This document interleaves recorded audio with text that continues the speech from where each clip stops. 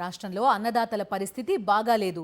ధాన్యం, మిర్చి, పత్తి, మొక్కజొన్న, కోకో, మామిడి, టమాటా, ఉల్లి ఇలా చెప్పుకుంటూ పోతే ఏ పంట సాగు చేసినా రోడ్డున పడడమే తప్ప పెట్టిన పెట్టుబడి కూడా చేతికి అందొచ్చిన పరిస్థితి లేదు.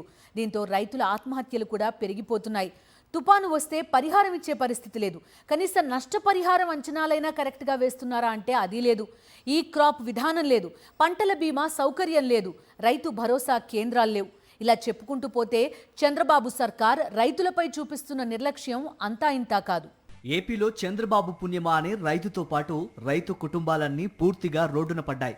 ధాన్యం, పత్తి, మిర్చి, వేరుశెనగ, మొక్కజొన్న, మామిడి, టమాటా, ఉల్లి, అరటి ఇలా ఏ పంట పండించినా కూడా దేనికి గిట్టుబాటు ధర లేక చంద్రబాబు ప్రభుత్వం ఆదుకోక రైతన్న తీవ్రమైన నష్టాల్లో కూరుకుపోయాడు.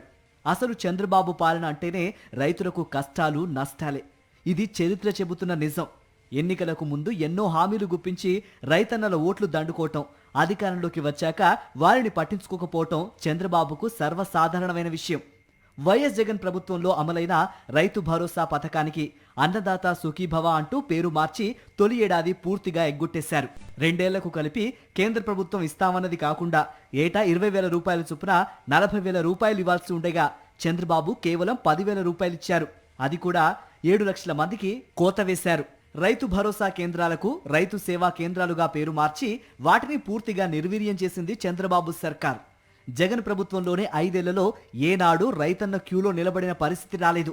చంద్రబాబు అధికారంలోకి వచ్చిన తర్వాత విత్తనాల కోసం క్యూ, సబ్సిడీ కోసం క్యూ, చివరికి యూరియా కోసం కూడా క్యూ కట్టాల్సిన దౌర్భాగ్యం. ఇంత చేసినా ఏ పంటకు గిట్టుబాటు ధరలు లేవు. రాష్ట్ర ప్రభుత్వం తరఫున సాయము అందడం లేదు. రైతన్నకు ఆత్మహత్యలే శరణ్యం అయ్యే పరిస్థితులు తీసుకొచ్చారు. పత్తి రైతుల విషయానికొస్తే రాష్ట్రంలో పత్తి రైతుల కష్టాలు అన్నీ ఇన్ని కావు. ధరలు లేక చంద్రబాబు సర్కార్ ఆదుకోక పత్తి రైతులు నిలువునా మోసపోయారు. 3 తీతల పంట ఉన్నా గిట్టుబాటు ధర లేక పత్తి పంటను దున్నేస్తున్నారు. అటు తుఫాను పంట నష్టం అంచనాల్లో చంద్రబాబు సర్కార్ దారుణంగా కోత విధిస్తోంది.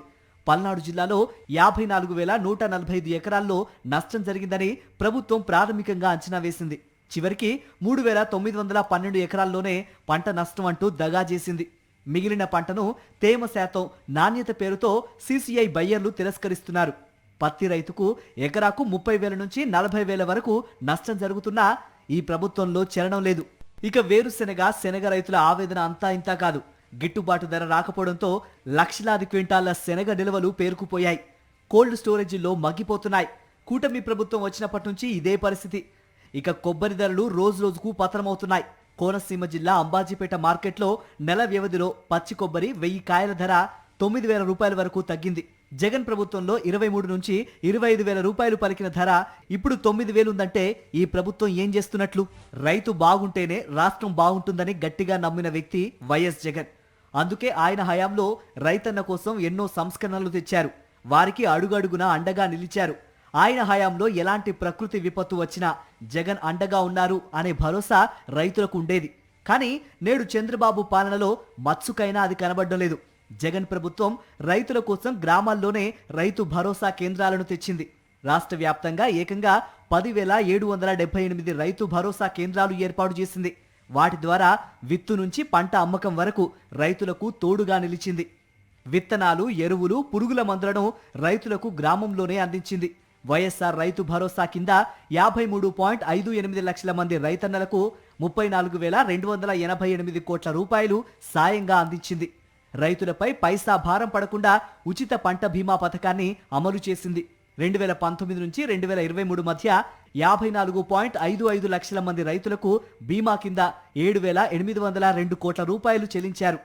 ప్రీమియం భారాన్ని రాష్ట్ర ప్రభుత్వమే చెల్లించింది. ఉచిత విద్యుత్ అమలుకు ఫీడర్ల సామర్థ్యం పెంచేందుకు 1,700 కోట్ల రూపాయలు ఖర్చు చేసింది. ఆక్వా రైతులకు ₹50 యూనిట్ విద్యుత్ను అందించింది. 0 వడ్డీ పంట రుణాలు అందించింది. సీజన్ ముగిసే లోపే ఇన్పుట్ సబ్సిడీని రైతన్నలకు అందించింది. ధాన్యం కొనుగోలులో ఎక్కడా ఇబ్బంది లేకుండా చర్యలు తీసుకుంది.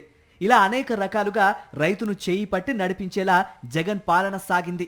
వైఎస్ జగన్ హయాంలో వ్యవసాయాన్ని పండుగ చేస్తూ 5 ఏళ్లలో మొత్తంగా 1,84,567 కోట్ల రూపాయలు వెచ్చించారు. కానీ ఇప్పుడు ఆ వ్యవస్థలన్నీ చంద్రబాబు రాకతో నాశనమయ్యాయి.